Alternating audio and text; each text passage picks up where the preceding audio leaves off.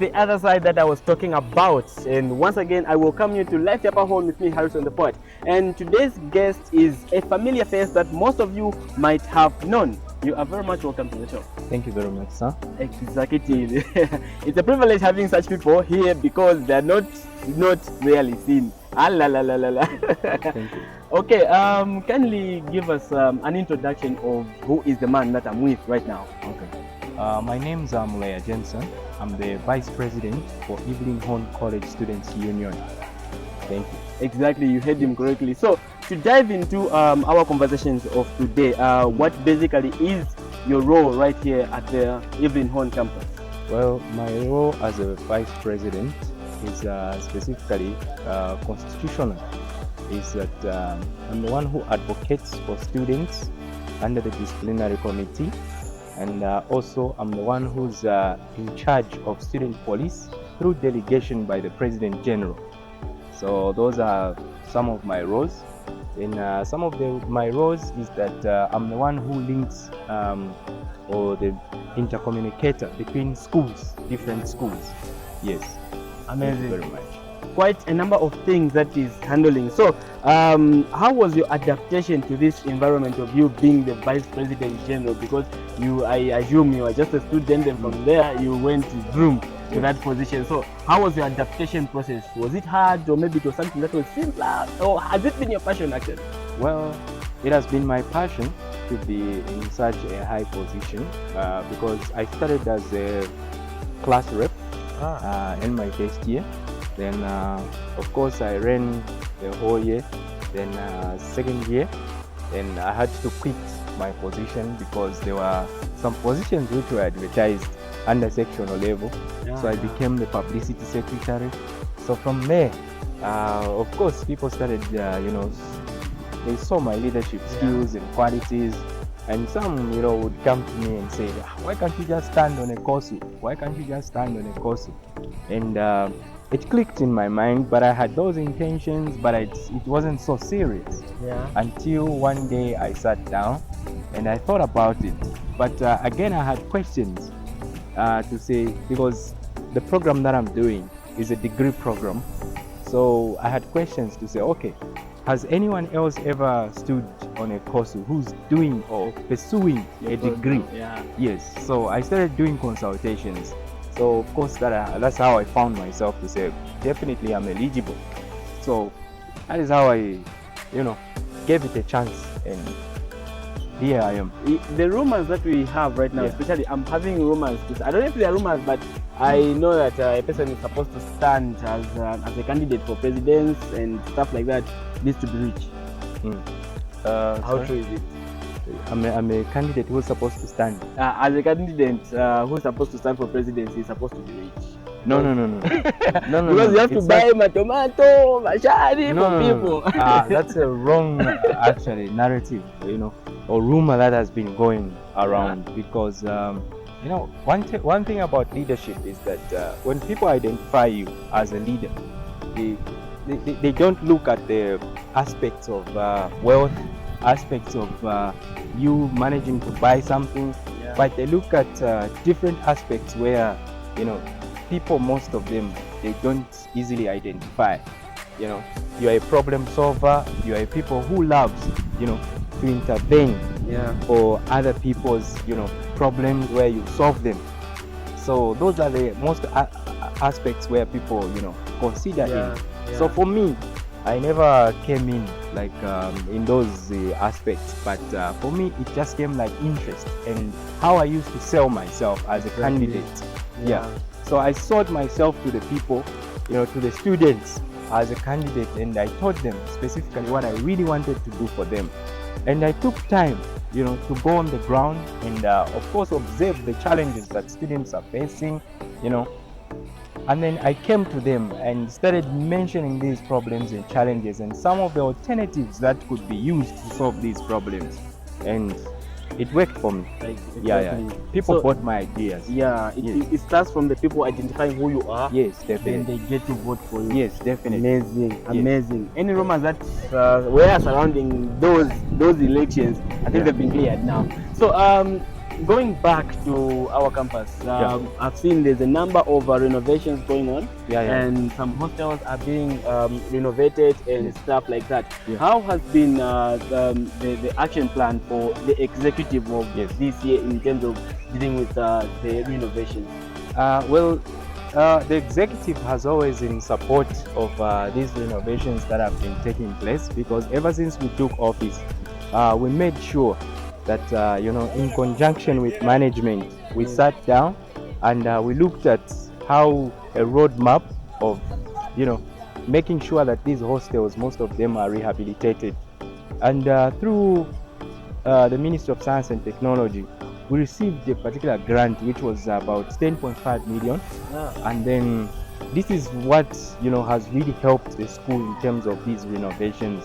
And what we have done in conjunction with management is that we were doing it in sections where we do Kariba A, Kariba B. So we started with Kariba B, then Kariba A, just like that, because we couldn't do it at the same time. Reason being, we can't evacuate all the students and just leave the hostels there. They won't have where to sleep. So we were just doing it in phases. Exactly. So the rehabilitation actually has really helped and changed the face of Evelyn Horn College. In fact, the uplift has really taken us to another level, whereby So this is happening right now. It has happened. It has been happening in phases. So what we have just seen now for Mozambique, Zimbabwe hostels, the toilets there and everything. It was a process. It started from Kariba. So from Kariba, male hostels up to now where we are. Angola hostels has been done. Everything is running perfectly.